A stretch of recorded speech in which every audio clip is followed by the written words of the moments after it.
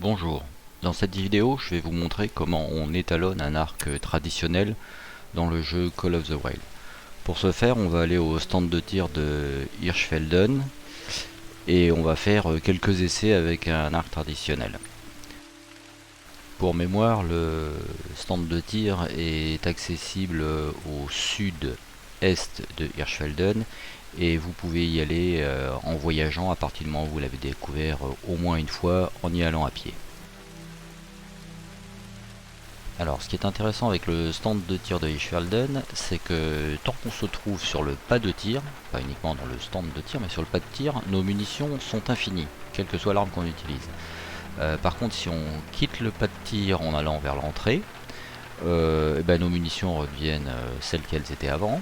Et si on se rend sur le stand de tir en direction des cibles, eh bien c'est pareil. Donc on a l'obligation, si on veut faire des économies, de rester sur le pas de tir.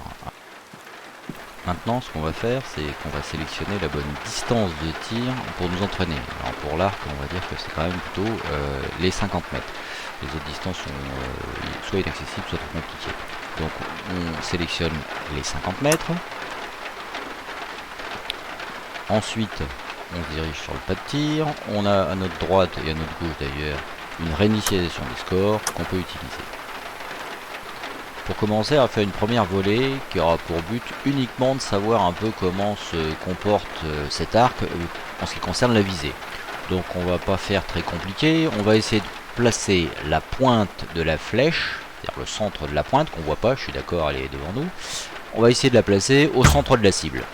Et on va faire une petite volée et voir ce que ça donne. Je vous rappelle que pour améliorer votre visée, il faut bloquer la respiration. Enfin ça j'imagine que vous l'avez déjà vu avec les armes à feu. Et c'est pareil pour l'arc. Quand vous bloquez votre respiration, vous évitez ce tremblement, enfin vous le limitez dans une certaine mesure.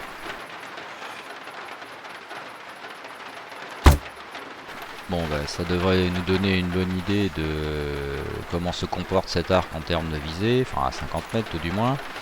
Et on va jeter un œil à tout ça.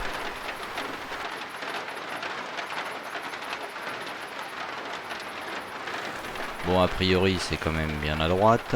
On va quand même faire quelques flèches en plus, juste histoire de vérifier que c'était pas juste un coup de vent au moment où on faisait notre volée. Voilà, bon on devrait quand même être tranquille et savoir de quoi il retourne. On va jeter un œil à la jumelle, si elle veut bien arrêter de faire des siennes.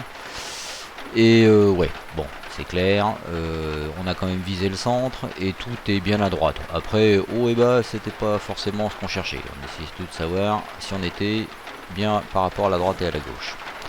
On est carrément à droite. Du coup, on va se refaire une petite volée en essayant de compenser un peu. C'est-à-dire, on va pousser un peu légèrement la pointe vers la gauche et voir ce que ça donne.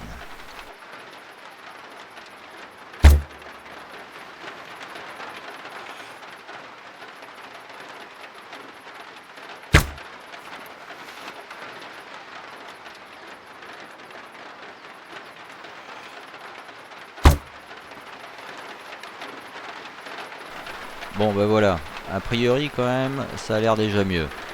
On va jeter un œil de plus près, mais sans compter le fait que ce soit vers le haut ou vers le bas, nos flèches sont quand même déjà plus au centre. Donc on va dire que le centre, le milieu en termes de latéralité droite-gauche de notre visée se situe légèrement à droite de la pointe ou du milieu de la pointe de notre flèche. J'ai matérialisé sur la capture d'écran ce milieu par la barre rouge que vous voyez au niveau de la pointe.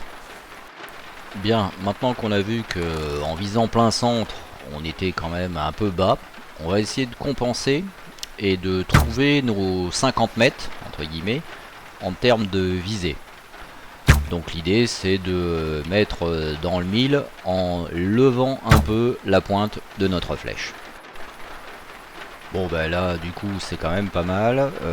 Pour un coup à l'arc traditionnel à 50 mètres, on a quand même bien placé les flèches. J'ai fait une petite volée sans vraiment faire très attention. On a quand même une qui touche le 10 à 50 mètres à l'arc traditionnel, c'est très bien. Maintenant qu'on a trouvé la distance des 50 mètres sur le tir, je vais les rajouter sur le screenshot sur lequel on avait mis la barre rouge. Comme ça on a une petite idée de où se trouve notre distance de 50 mètres sur cette future règle graduée qui nous donnera l'étalonnage de notre arc.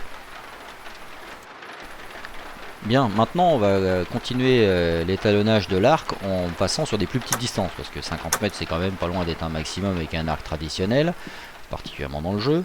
Donc on va essayer d'étalonner aux alentours des 20 mètres. Et en allant au fond du pas de tir, on trouve quelques lignes noires là, qui vont nous aider à trouver les 20 mètres par rapport au mur du calendrier par exemple.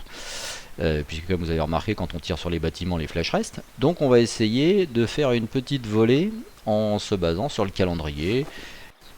Et là, en toute logique, la pointe va être un peu plus basse que tout à l'heure par rapport à ce qu'on vise.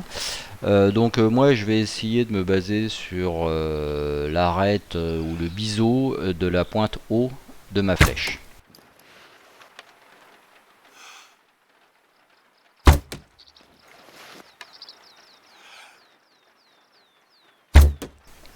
Bon bah voilà, a priori c'est pas mal, on va regarder avec les jumelles puisqu'on n'est pas bien loin. Moi j'ai essayé de viser un tout petit peu en dessous de la ligne de démarcation du calendrier. Donc je suis plutôt content pour les 20 mètres. Du coup on va pouvoir rajouter une petite barre rouge sur notre règle d'étalonnage et rajouter celle des 20 mètres. On voit déjà tout de suite se dessiner que ça va pas être bien large comme fenêtre d'étalonnage pour ce qui est de la visée. Bon on va continuer, on va essayer de faire les 15 mètres. Alors il suffit de s'avancer au deuxième trait noir et on trouve à peu près les 15 mètres. Alors en ce qui me concerne, je vais essayer d'étalonner en visant une planche qui est un peu plus claire et de trouver les 15 mètres. Alors vu comment ça s'est passé, j'ai basé ma visée sur le haut du chapeau de la pointe, on va dire, aussi simplement que ça. Et ça devrait me donner les 15 mètres.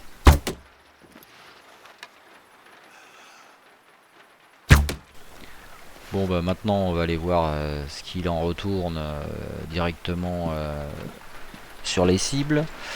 Alors on voit que aussi bien en 15 mètres qu'en 20 mètres c'est bien groupé, donc je pense qu'on peut se satisfaire de ces repères de visée. Bon du coup j'ai fait comme d'habitude, j'ai rajouté le repère à 15 mètres sur notre petite règle d'étalonnage. Bon maintenant on va faire l'étalonnage de 25 mètres, c'est le dernier possible sur le pas de tir. On se met tout au fond, dos à la forêt, et on vise le mur du fond dans la guitoune.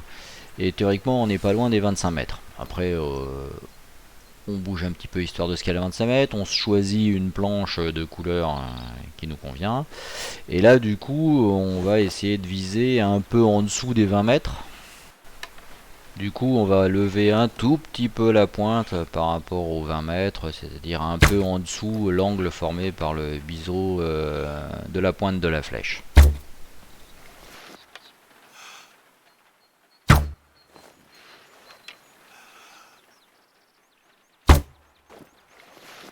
Bon, je vous rajoute directement sur le croquis la barre des 25 mètres pour vous donner une idée de la règle d'étalonnage après les 25 mètres. Bon, là encore on voit que c'est plutôt pas mal groupé et surtout c'est vraiment bien à la même hauteur. Donc le repère que je m'étais choisi est vraiment le bon pour les 25 mètres. Je peux me le garder. Bon maintenant que vous avez compris le principe, on peut faire des étalonnages à des plus grandes distances. Alors l'astuce pour les distances, on va dire aux autour de 25-40 mètres, c'est tout en étant sur le pas de tir de viser le portique d'entrée. Il y a un très joli portique en pierre de taille qui permet de nous simuler d'ailleurs des zones vitales.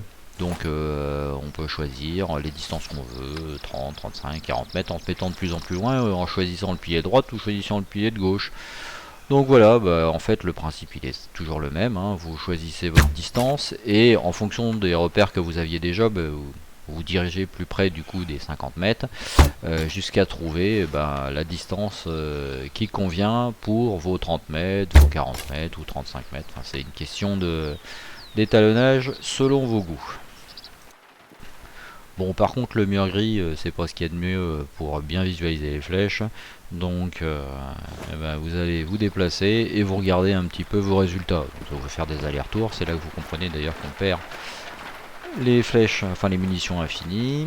Et puis vous regardez, donc là moi avec le repère que je m'étais choisi, là pareil on voit que c'est plutôt pas mal groupé et plutôt à la même hauteur, donc le repère que je m'étais choisi, c'est plutôt bien.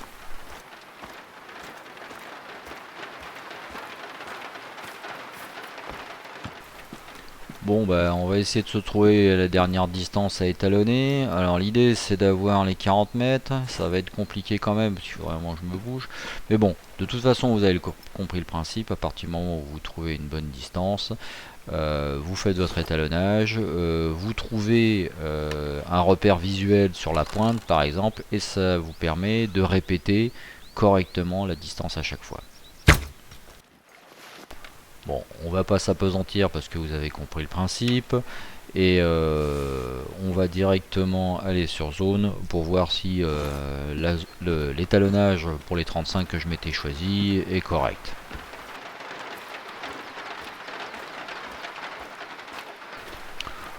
Bon, bah, moi ce que je vois c'est que là, ce que je visais en termes de hauteur, je suis bien pile à la bonne hauteur. Donc mon étalonnage est parfait, ça me convient bien.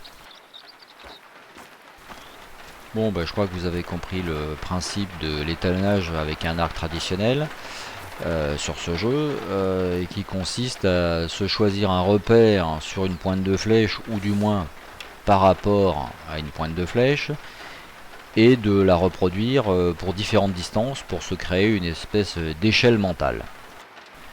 J'ai reporté tout ça sur une règle finale pour que vous vous donniez une idée. Alors ce sera peut-être pas forcément exactement la même pour vous, parce que ça peut dépendre des points que vous avez mis dans certaines compétences, en particulier en archerie et en particulier à la musculation, qui peut faire varier vos distances.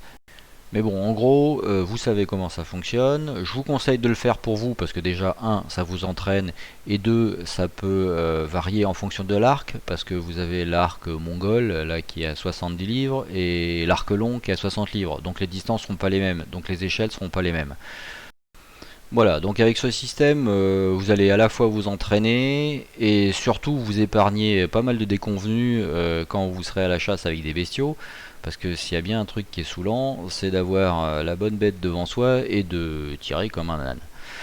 Bien évidemment, tout ça c'est pas une finalité, c'est pour se mettre le pied à l'étrier le plus facilement possible, le plus agréablement possible, parce qu'au final, au bout d'un moment, l'entraînement et la répétition au jeu fera que vous avez l'habitude même de juger les distances, de savoir où placer votre pointe, et automatiquement vous allez mettre dans le mille sur vos bestiaux. Voilà. Bon bah j'espère que ce petit tuto vous aura été utile pour vous mettre à l'archerie dans Call of the Wild. J'espère que vous allez vous amuser aussi à l'archerie parce que c'est assez sympa sur ce jeu. Et puis bah, je vous remercie d'avoir regardé ce tuto et puis bonne chasse.